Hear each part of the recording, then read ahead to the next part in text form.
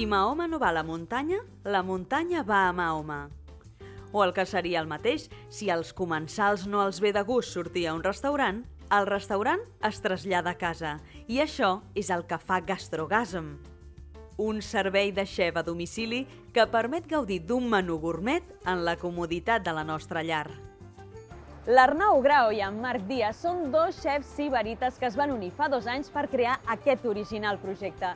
La proposta gastronòmica inclou la selecció de plats, el servei i la neteja de tot perquè l'experiència us faci arribar al clímax.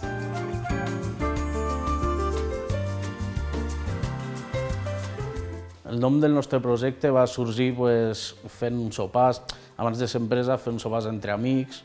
Un va dir una broma d'això és orgàsmic, llavors vam fusionar gastrogasm amb gastronomia, orgàsmic, per fer-lo més divertit. Nosaltres treballem amb productes frescos de temporada i sobretot de proximitat. I si és amb petits productors d'aquí del nostre país, molt millor, perquè són mels, confitures, fins i tot carns i verdures de temporada, sobretot. Dues ments creatives que volien guanyar-se la vida amb allò que els diverteix, la cuina.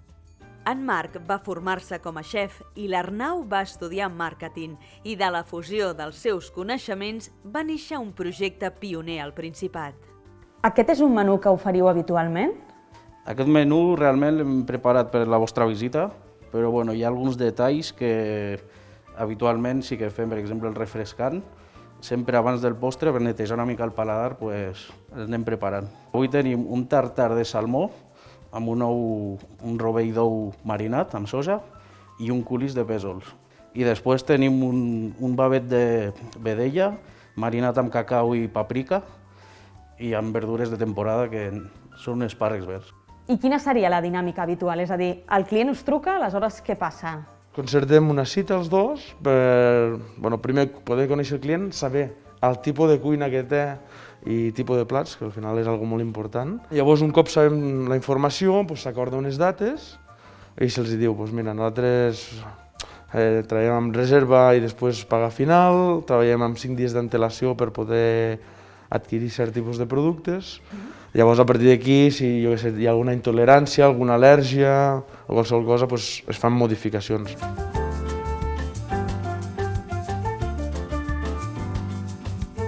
Van trigar un any sencer en posar en marxa el negoci amb el registre del nom, el permís sanitari per cuinar fora d'un restaurant i quan ja ho tenien tot, va esclatar la pandèmia. Llavors, al principi, ningú sabia on anava, què passaria, ni res.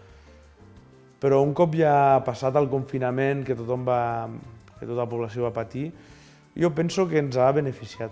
Per què? Perquè hi havia moltes restriccions a nivell de restauració que nosaltres també ens acotàvem a elles, perquè al final la gent que els volia quedar a casa, volia veure la família amb un espai, el seu espai i tot, i llavors el que feien, clar, es posaven en contacte amb nosaltres pel fet de dir, mira, puc disfrutar amb ells aquí.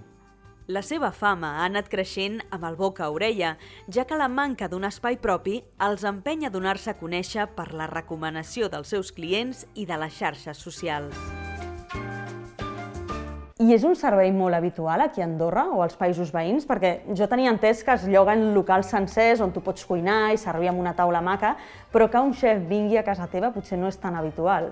No, aquí a Andorra realment no és comú. Crec que, a part de nosaltres, conec algun conegut, però no es troba molt. Sobretot als països veïns, a Espanya, a França, a Eivissa, Mònaco, Suïssa, París, podem trobar varietat de xefs privats, però aquí a Andorra realment crec que podem ser els pioners. Parles de ciutats com París, Mònaco, Eivissa, estem parlant d'un públic potser exclusiu. Sí, es pot dir que és un servei exclusiu. Està a mida per tothom, però realment és un servei exclusiu. El que volem és que tothom s'ho pugui permetre almenys algun cop provar una experiència així. O sigui, sí que el nostre públic principal és el sector de l'standing, però al final estem oberts a tothom. O sigui, qualsevol persona pot vindre i contractar els nostres serveis. La majoria dels seus clients són residents andorrans, russos, francesos i suïssos. Convertir cada casa en un petit restaurant privat permet als comensals comptar no només amb una bona gastronomia, sinó amb el valor de la intimitat. Nosaltres anem a casa, tenim la nostra política de privacitat que al final és fem firma tant pel client com per nosaltres, i tot el que surti i es parli dins d'un sopar, nosaltres no comentem res. Llavors el client pot estar tranquil, pot parlar de lo que vulgui, nosaltres li cuinem, li fem el servei a més, llavors fem que això, que ja els que es vulguin veure es veuen en un lloc tancat, nosaltres els hi fem i ja està, i d'allà no surt res, almenys per part nostra. Començar un nou negoci sempre és una aventura.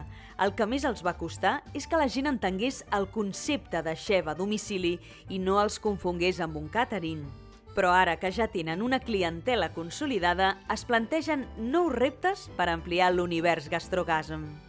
Ens agradaria seguir fent el que fem i ampliar una mica, igual tenir un local on fer tallers de cuina i sobretot el que volem és remarcar la marca i no nosaltres mateixos, o sigui, el que és el nom de l'empresa i per a llarg plaç expandir-nos en assessoria també gastronòmica, ens agradaria. Però com li vaig dir al meu soci al principi, li vaig dir, mira, si ara això va bé, ja pot passar el que vulgui.